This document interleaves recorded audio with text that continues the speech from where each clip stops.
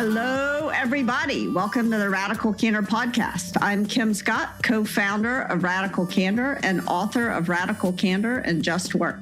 And I'm Jason Rosoff, CEO and co-founder of Radical Candor.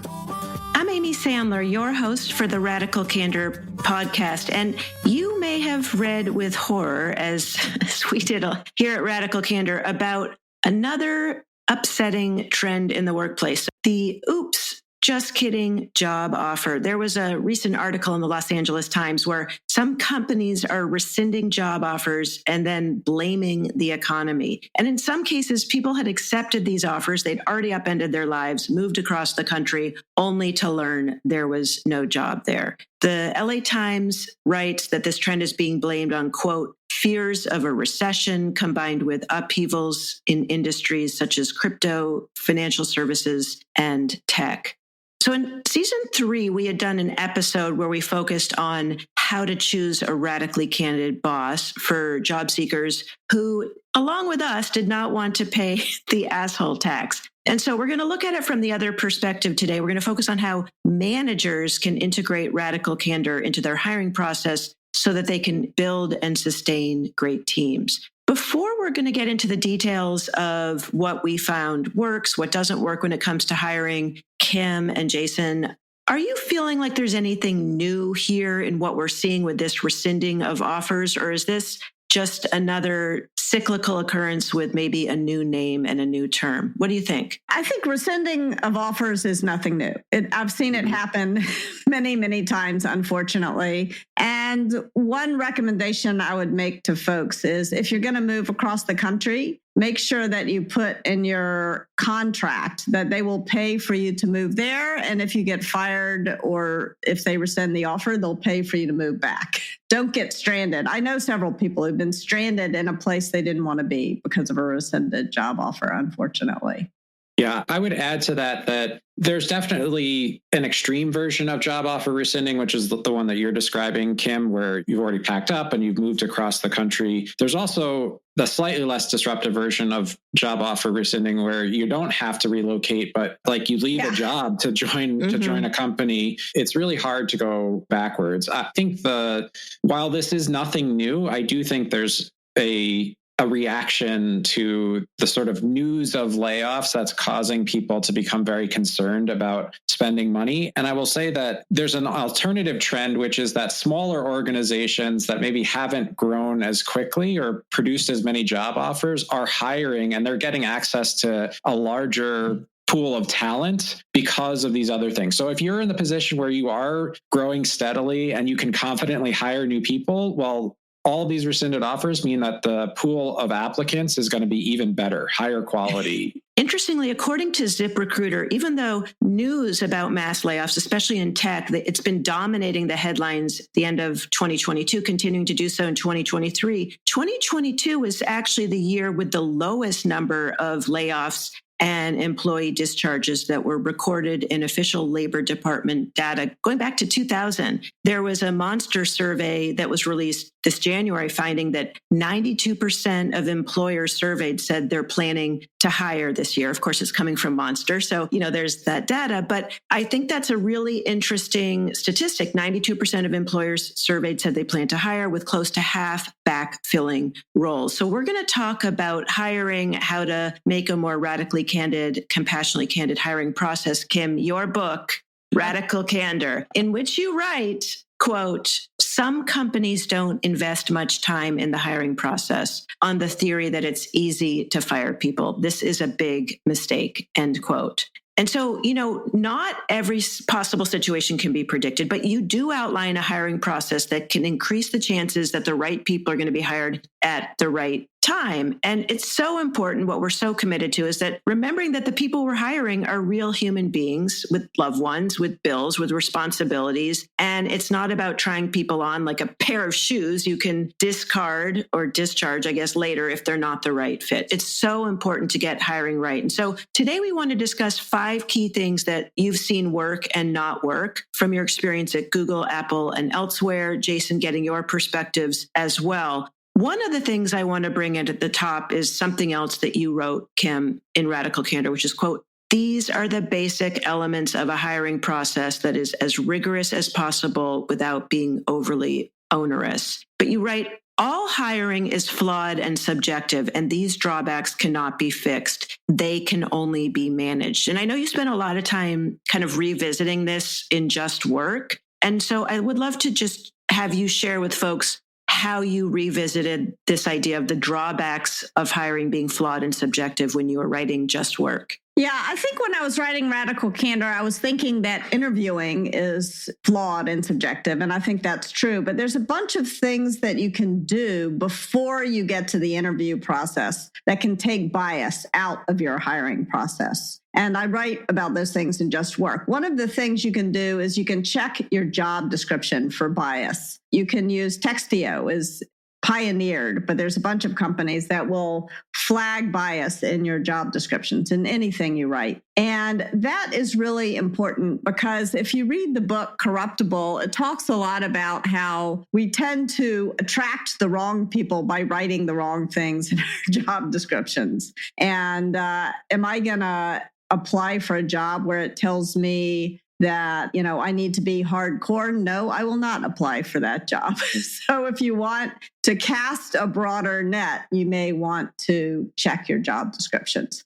And you probably don't need to do this for all time, but if you want to find out whether or not there's bias creeping into your decision-making about who to invite in for an interview, you can strip personally identifiable information out of resumes before you invite people in. That means that the people who are reviewing the resumes to decide who comes for an interview and who doesn't don't know the person's gender, race, sexual orientation, gender identity. You strip all information out. And then you invite people in for interviews and find out, oh, this is interesting. Now that I've stripped that information out, we're inviting more diverse set of people in. If that happens, then you need to sit down and work with your sourcers to deal with bias in that part of the process. And then the next thing you can do is a skills assessment that doesn't reveal who the person is. You just are finding out if this person has the skills. The classic example of this is what happened with orchestras. In the 70s,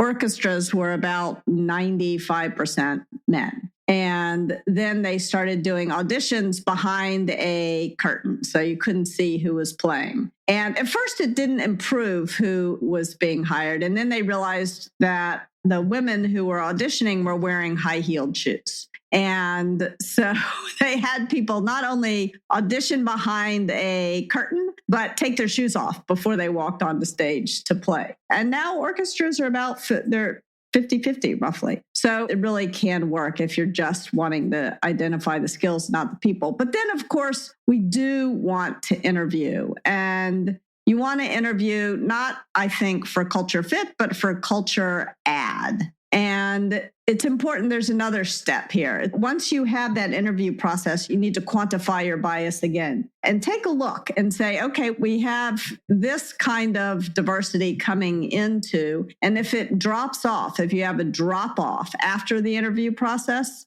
there is a good chance that bias is creeping into the interview process, and you need to reassess. You need to figure out what your equivalent of getting people to take their shoes off is. Yeah. And so just to reframe what I heard you say of the elements of the hiring process. You talked about job descriptions. You talked about stripping, sort of personal information out of the resumes before getting into the interviews, doing skills assessments that don't reveal who the person is, and then interviewing for culture add. Just to go back to this checking job descriptions for bias piece that you mentioned, Jason, I think there's an anecdote from Thinking Fast and Slow by Daniel Kahneman that illuminates some of that. Do you want to share that reflection?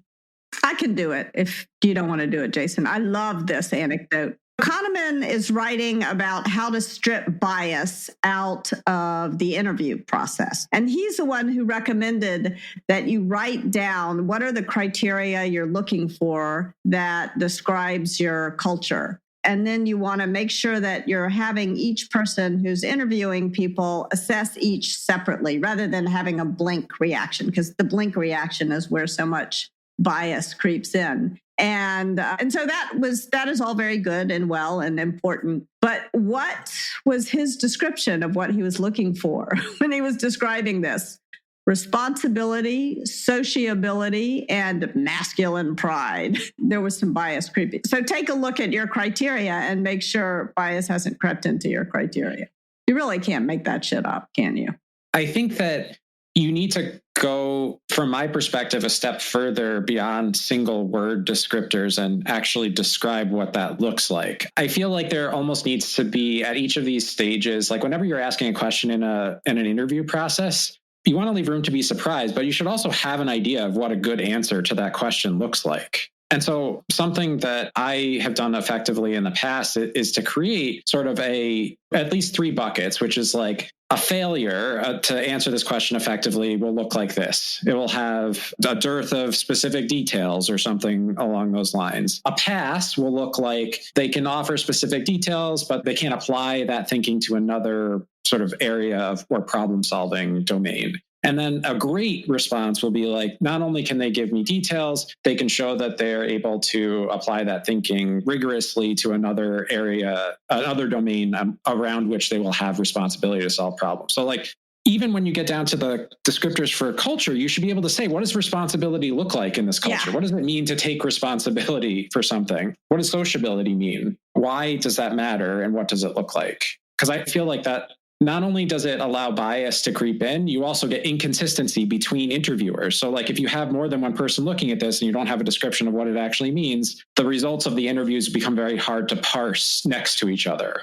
So Jason, what do you think about who should write the job description? I'm going to quote a famous author about who should write the job description. Cam, in the book, you say that the hiring person, not a recruiter, should write the job description, basing it on the role, the skills required for the role, and the team culture criteria. Defining team culture can be hard, which makes it tempting to leave out. Try to describe your culture in 3 words. It could be detail-oriented, quirky, and blunt, or maybe it's big picture, straight-laced, and polite. Whatever you choose, be disciplined about interviewing for those things. This will help people avoid making gut decisions that are so often driven by bias. And I think because you spend more time in this particular quotation talking about the culture piece, I think the first sentence might be skipped over, but it is crucially important that recruiters and executives do not write job descriptions. The direct line manager for that role should be writing the job description. Yeah. And I want to just be clear, like job description is going to talk about a lot more than culture ad. So the job description is going to talk about how many years experience you expect the person to have had. It's going to talk about what skills the person needs to have. It's going to explain to the person like a little bit, at least, about what the job is, because it's very hard to know if you want to apply for a job if you have no idea what the job is. I've applied for a lot of jobs where I'm like, I don't know what the job is, and sort of an uncomfortable feeling. But now let's talk about describing the culture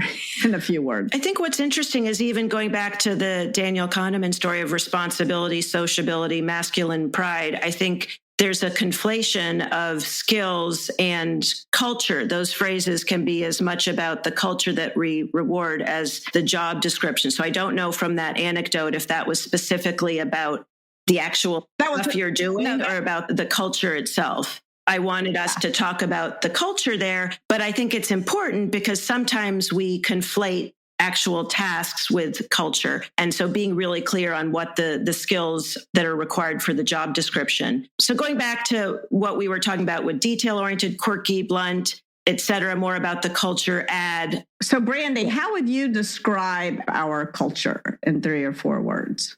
I would describe it as radically candid. I think this is an organization where people walk the talk, which is really nice. I know I can speak truth to power and ask questions without feeling like I'm going to be retaliated against. Curious, creative, and casual. I think we don't have to be quote unquote professional and have a formal way to speak to each other as in some organizations. I can go. I think we're cheating a little to get to 4 words, but I chose compassionately candid because I feel like that gave us a lot more words. But obviously we want to be living our mission with being both compassionate and candid. I also had creative, and I do think there's a spirit of whether it's I was struggling between the word self-starters, but where I really landed was growth, that everyone who works at Radical Candor is committed to our own growth and to supporting the growth of everyone around us and kind of all that means. And then I did have fun/funny, again, trying to get two words with one, but just a commitment to a spirit of playfulness in the work that we do. What about you, Jason? Yeah, I think it's sort of funny because Radically Candid or Compassionately Candid, this team, at least to me, one of the hallmarks of our relationship is that everyone here is unfailingly kind to one another. I mean that in the humanitarian way, not in the sort of like polite way. They actually care for one another. Supportive is another word that I would use to describe this culture. And I think that speaks to growth, but there's a lot of things that people on the team, some people have families and some people don't. Some people have big hobbies and interests outside of work and some people don't. But I have seen this team really deeply support the sort of like hopes and dreams, even when, maybe especially when that extends beyond the work that we do. And then I would say committed or driven, like the balance to that is like, I feel that everybody is busting their butt to make this dream a reality. So those are my three words. I love it. Growth mindset, I think, is important. And if I can choose a fourth, I would say honoring individuality. I mean, I think we really try to respect each other's differences and not just respect them, but honor them. And I also love how you could get like, we're going to just call growth mindset a word. And I'm honoring your uniqueness in that. All right. So we've talked about sort of this idea of culture ads and defining your team culture and even how these words might have different meanings for different people. Kim, you did spend a good bit of time in Just Work really expanding this idea of culture ads versus culture fit. So can you share a little bit more about that? Yeah, first of all, I want to credit Melissa James and we'll put the article in the show notes. Melissa James was the person who taught me anyway about culture fit in an article she wrote. And there's a ton that's been written about culture ad and our culture is not for everyone. And there's some truth to that. And also it's not totally unreasonable, but the extent to which culture fit is like a super highway for cultural bias needs to be made explicit. And that's why I like the idea of culture ad instead. We want to adapt and change and grow and improve. Part of having a growth mindset is looking for people who are going to challenge our culture and question our culture and help us make it better. And so that's why I like that so much. When I was working at Google, one of the criteria that we would look for when we interviewed was googliness, but that never got defined anywhere. And that became like the way in which people would use bias, pretend like this is objective, but it's actually bias. I mean, another common thing that people will do in their hiring process is they'll apply what they call the airport test. That means like, if you're traveling with this person and there's a 10-hour delay, are you happy to sit next to this person for 10 hours? And that is another like super highway for bias of all different sorts. So I think you want to really take a look at what you're writing down when you're describing your culture and questioning the words that you're choosing to describe your culture or the way that you're trying to assess culture ad. I have a question. Should something about culture ad be in the job description? And I'm asking because I was having a conversation with a friend recently who was looking at a place where she could potentially bring her business. And she said, like, I don't think I fit in with these people. They're all X and I'm Y. And I saw that as like, well, that's why they need you because you're different and you can bring this different perspective. But to her, it felt like she wouldn't belong.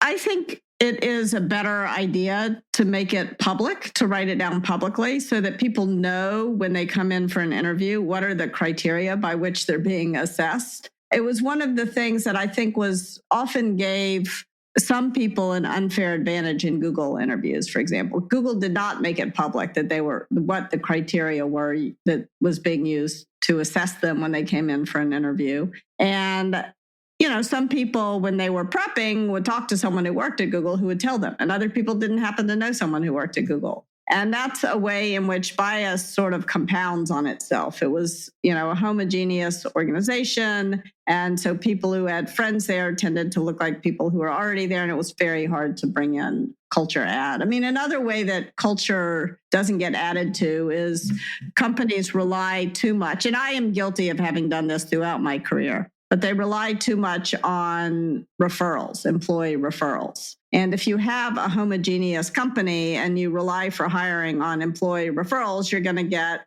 because people's personal networks tend to be homogeneous. Jason, anything more to add on culture add? I appreciate Brandy's question because I do think that organizations, at least in my perception, are rarely speak directly to the idea that here are the types of difference or challenges that we are willing to accept. I can imagine a world in which you look at a job description and it says, like, we're primarily these things, but we feel like we're missing these other things. And so we'd love to find people who can bring some new perspectives in these ways to our work.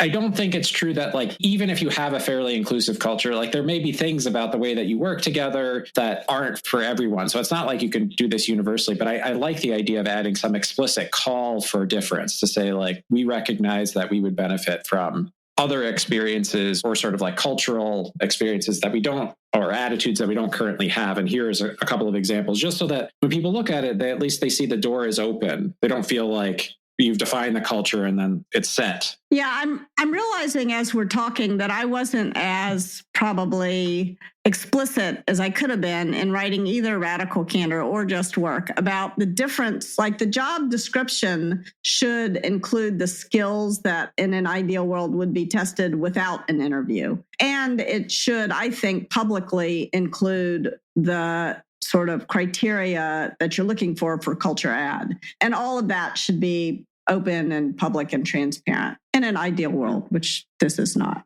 Kim, if I can ask you, since I can tell you're sort of revisiting some ideas in Radical Candor and Just Work, you had talked about doing skills assessments that don't reveal who the person is. Do you have an example of what something like that might look like? Sure. I mean, one is the orchestra example that I gave. Another is when we were hiring for salespeople, we would get people to write pitch emails.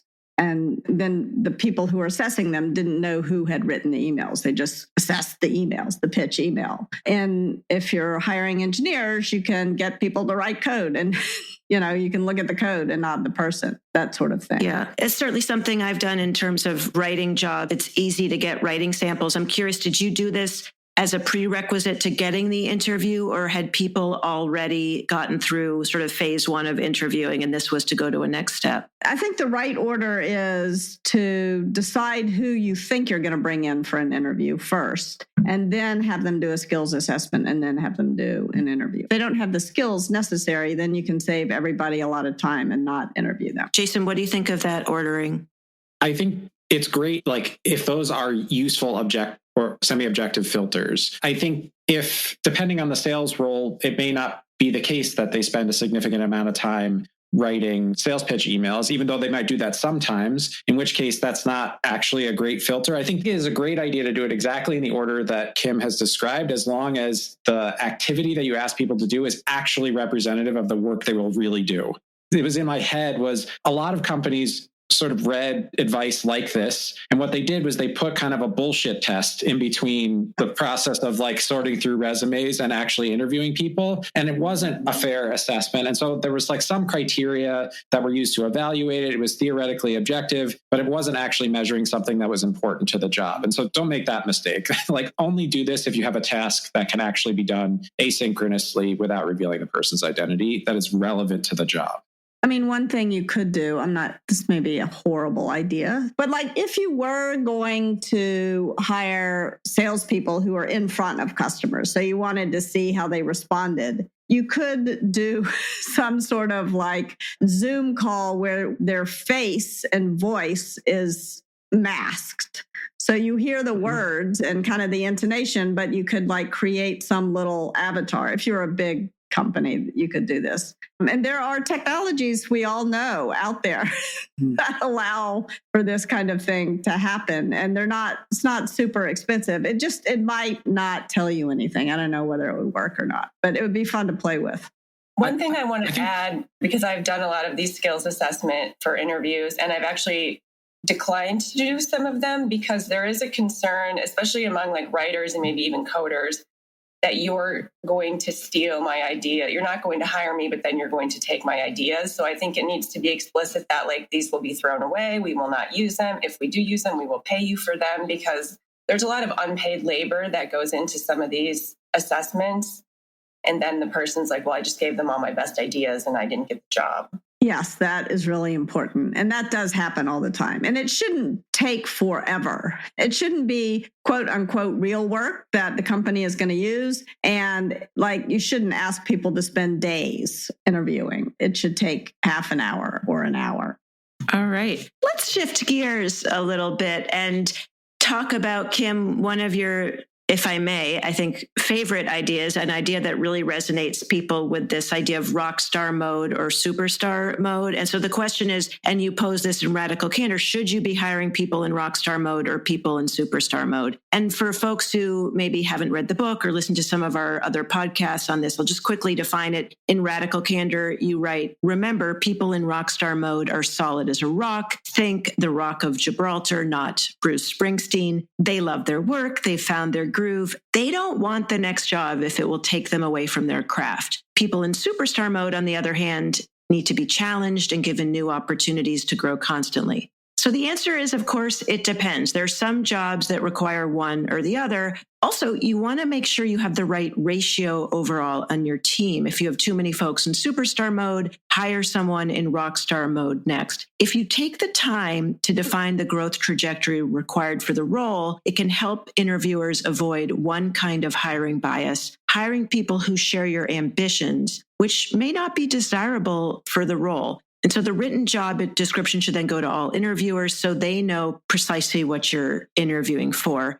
Kim, as you hear your words being read back, the conversation we've been having about bias, do you have anything more to add about sort of rock star, superstar ratio and modes? Yeah, I mean, there's no right answer to what the right ratio is and what the right mode for the right role is. The thing that is universal is that you need to try to be as explicit about it as possible. So someone needs to know if they're interviewing for a job where they're expected to put in extra hours and to be gunning for the next job, where like if it's an up or out situation, someone should know that that's the case because they may not want that situation. Whereas if there's a job that is a great job, but is not going to lead to promotion, you should know that going in so that if you are gunning for that promotion, you're not going to apply for that job. You're going to look for one that is going to meet your career goals.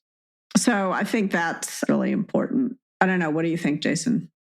I would only add that I think it's like a real act of kindness to get clear on that, because I know that there's another narrative which persists, which is, well, just get your foot in the door and then you can grow into the role that you want. But if you get your foot in the door in a role that doesn't provide a lot of opportunities for growth, you may be sacrificing something without a high probability of getting what you want. From my perspective, a lot of the most difficult conversations I had when it came to retaining people had to do with that misalignment, the misalignment of like how much growth was actually possible given the sort of structure of the organization and the growth of the team, et cetera, et cetera. Like that misalignment was the source of a lot of frustration. So making it clear in the job description, if you can, seems like are both great for the interview process and really good for the relationship that person will eventually have with their manager. Yeah. And I want to say this is awkward because we're so sort of agitated about promotions. Like just saying it, just being explicit about what the expectation is really helpful. Yeah. What's coming up is you're saying that what Jason was sharing was in all of these steps, the importance of clarity. You know, I often reframe challenge directly as clear and getting more and more clear about what is our team culture? What are we rewarding? What are my own fears about this role? Do I know what good looks like? You know, really getting clear is going to be one of the best gifts you can give for this person that you're bringing on board to set all of you up for success. I really appreciate you being Jason. Sorry, so clear about it. Another thing that helps us often gain clarity is getting multiple perspectives. And Kim, in the book Radical Candor, you write, quote, because interviewing is so subjective and prone to bias, you'll improve your odds of making good decisions by getting multiple perspectives. And you talk about the need to really try to avoid unilateral hiring decisions. So can you walk us through what you think a good hiring committee looks like? Yeah, absolutely. And having a bunch of people instead of one person making the decision unilaterally will do two really good things for you. It'll help you make better hiring decisions, and it'll also help pull bias out of the process. And because it's very hard to notice one's own unconscious biases, it's easier to notice them in other people. So it's not, if you have a homogeneous hiring committee, then it's probably not going to do as good a job pulling bias out as if you have a more diverse hiring committee. So in an ideal world, everyone wouldn't look the same on your hiring committee, and it would be about 4 people. When I interviewed at Google, I think I had 27 or 28 interviews. That was too many for me, and it was too many for the organization. People were spending way too much time interviewing. So 4 people seem to be about the right number. And again, you want a diverse interviewing committee. And there's a nuance here, because if you don't have a diverse team, then you can wind up putting too many interviews on the plate of the people who are underrepresented on your team. So one thing I recommend, which is controversial, so I would love to hear your all's thoughts on it, but if you don't have a diverse team, and you want to have interview committees who are diverse, you could hire people to sit in on the committee who don't actually work at the company. You could hire kind of a bias buster for your interview committees. But again, ideally, you want a diverse committee. If you're a woman candidate, it can be off-putting if everyone who interviews you is a man. And if you're underrepresented, it can be frustrating along any dimension. It can be frustrating if everyone who interviews you is overrepresented, shall we say. So it's really helpful if at least one of the interviewers is also on another team, like will be a cross-functional peer of this person you're hiring. That can help prevent desperation hiring. Very often, if everyone on an interview committee is very acutely aware that there's a hole on their team and having to do a bunch of the extra work, and they're hoping to offload work onto this person they're hiring, they'll hire too fast. So those are some thoughts. What do you all think? Brandy, Amy, Jason? What I'm curious about with this potentially hiring of a bias buster is how that might land for the person who's sitting there feeling like, did they bring this person in? Bias buster is not going to interview the candidate, so it won't help the candidate feel more comfortable. The bias buster will sit and listen to the conversation about the candidate and flag biases. So for example, I think I've told this story before, but it's funny, so I'm going to tell it again. I was hired to be a bias buster. It wasn't a hiring meeting. It was a promotion meeting. And 2 people were up for promotion, a man and a woman. And the reason why they hired me to bust their bias is that this team didn't have any women on it. And so, and both of these candidates for promotion had done great work and were equally well qualified. Their teams both loved them. And they referred to the man as a great leader, and then they referred to the woman as a real mother hen.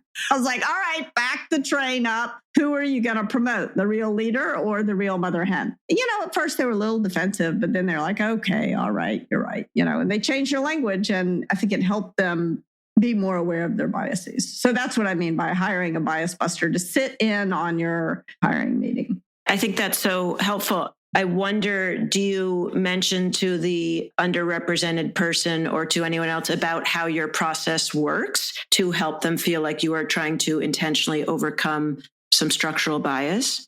Look, I'm always for being clear on what's happening. I think it would be a great idea. It will be awkward because you're then calling out, we have a homogeneous team. We don't have it. But it's going to be obvious to everyone. So I think it would be a great idea. It would be perhaps an act of courage, but that's a good thing, not a bad thing. What do you think, Jason, or anything else that Kim mentioned about the hiring committee? I don't know if we get to this, but the one thing that I think is really useful is that each person on the committee develops their perspective separate before there is a group conversation. I think it's both from a being able to identify bias perspective. It's easier when people bring a perspective that they've prepared to those conversations to start to notice patterns, because some companies that I've worked for have not been as rigorous about making sure that people who are participating in that interview panel don't influence each other's perspectives, because it's really easy for one person's bias to leak into other people's reviews of someone's performance during an interview process if you don't have some way to sort of keep them separated until it's time to have a group conversation. Yeah, I mean, and a simple way to do that is to tell people they have to write their feedback before they come into the hiring meeting. Yep. And so you have a written process and then you sit down to discuss.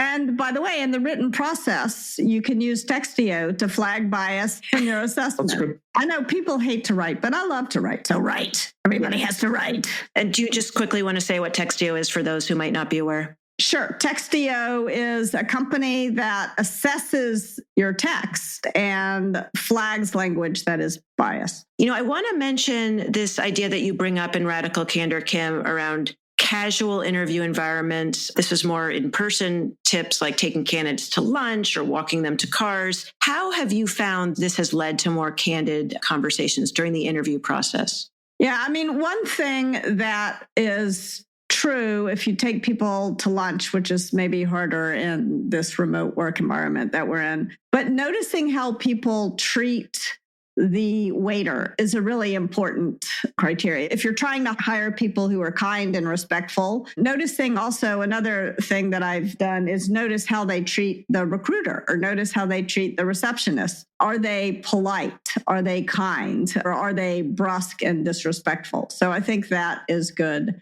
Another thing that people reveal in casual conversation, it's sort of startling what people will say. There was one executive who would walk candidates to the car. And one time there was someone that this executive was about to hire. And on the way to the car, the candidate divulged a drug habit. Another bragged about his dominance at home with his family and said he liked to keep his women in line. Another one joked about how they like to gossip about other colleagues and clients at lunch. So those people obviously didn't get hired. It's almost like in that different context, people maybe feel a little more safe to share what's really on their mind. Jason, have you had situations like that? Do you have any tips specifically on candid conversations, casual conversations in a virtual environment?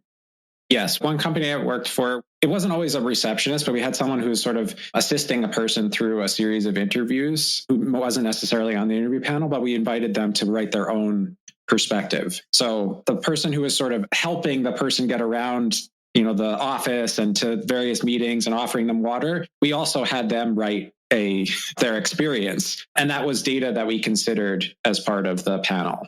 I love that. That's really fantastic. Kim, you had mentioned this already of just the importance of writing things down. You write in the book, Radical Candor, schedule an hour, interview for 45 minutes, and write for 15. This arrangement will force you to have a more focused interview and to make a better recommendation about whom to hire. You also just referenced sort of running that through Textio, but I wonder, just the very act of kind of that forcing function of writing right after, what have you learned? Do you have any concerns about any sort of recency bias on that exercise? Well, I mean, I don't think recency bias plays in here because you've only met this person for 45 minutes. So the reason to schedule it for only 45 minutes and to schedule the time to write is that very often, if one of the reasons why people hate to write down their interview feedback is because they wind up having to do it after work because there's not time in their day. So make sure to book time in calendar to write. And I think the kinds of things that you learn when you write down, often there'll be something bugging you about the interview, but it's hard to put your finger on what it is. And if you give yourself a little bit of time to think about it, then you will figure it out. So for example, there was someone who I was interviewing and what he said was sort of very impressive, but I was left with this weird feeling. And when I took the time to write it down, I realized that he was just BSing. He was not giving any details and talking about scaling to infinity, which sounded good, but really didn't mean anything.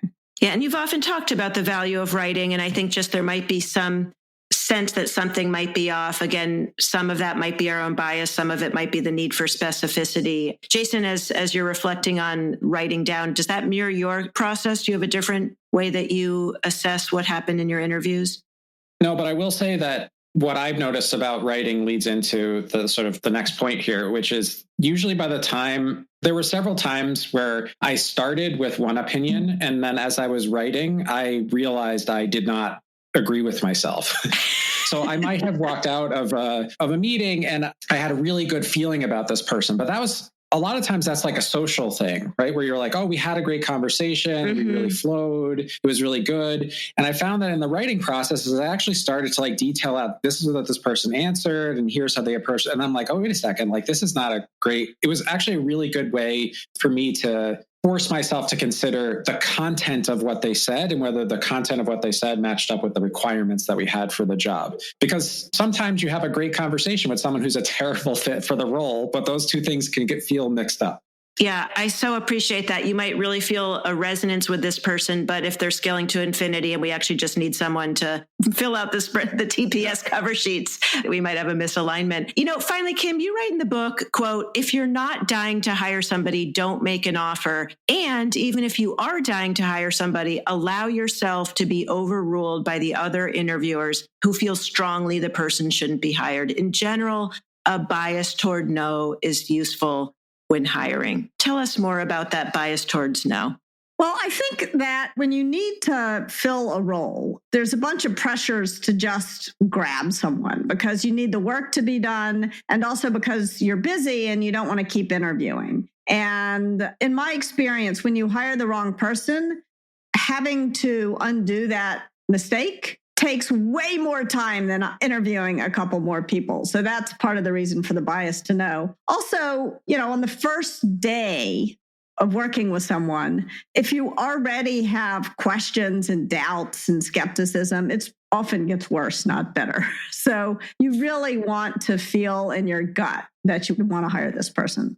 I think the bias toward no is useful in a lot of situations, not just hiring, but especially useful on hiring. I think to Kim's point, some of the rescinding of offers is because people may, quote unquote, be excited to have this person on board, but they're not actually sure that they really need this person. This person's the exact right fit for the role, right? Those are the offers that get rescinded first. And you could have avoided that by just saying, we haven't found the person yet. My guess is there's a lot of overlap between rescinded offers and people not being super confident that they found exactly the right person.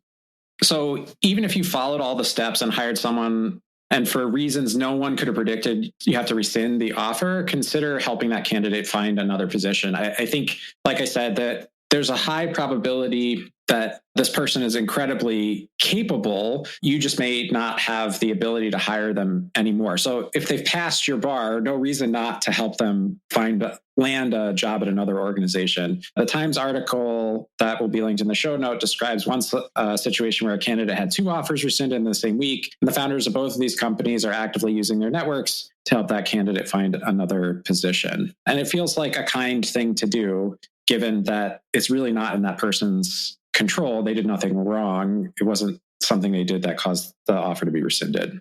Okay, well, now it's time for our Radical Candor checklist, tips you can use to start putting Radical Candor into practice. Tip number 1, create more casual moments in your interview. You can do this by taking candidates to lunch, walking them to the car. Jason shared a great example of bringing in your schedulers, your receptionists, other touch points in the process into your interviewing decision-making process overall to start to build out the fuller view of your candidate.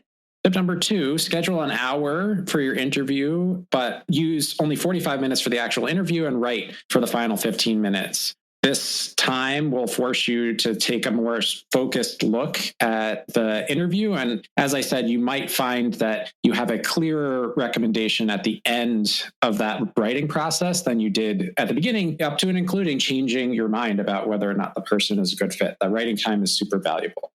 Tip number 3, if you are consistently not hiring underrepresented people who have the skills for the job, it's time to look yourself in the mirror and figure out how you can take bias out of your interview process. You can be explicit about a commitment to culture adding in your job description, and you can use tools like Textio to help. For more tips, you can go to radicalcandor.com/resources to download our learning guides for practicing radical candor. Show notes for this episode, go on over to radicalcandor.com/podcast. If you like what you hear, rate and review us on Apple Podcasts. And if there's a career topic you'd like for us to discuss, go ahead and email us podcast@radicalcandor.com. Finally, there is still Radical Candor swag to be had, radicalcandor.com. You can find and click the shop link, coffee mugs, magnets, notepads, and more. Bye for now. Thanks for joining us. Our podcast features Radical Candor co-founders Kim Scott and Jason Rosoff, is produced by our Director of Content, Brandy Neal, and hosted by me, Amy Sandler. Music is by Cliff Goldmacher. Go ahead and follow us on Twitter @Candor and find us online at radicalcandor.com.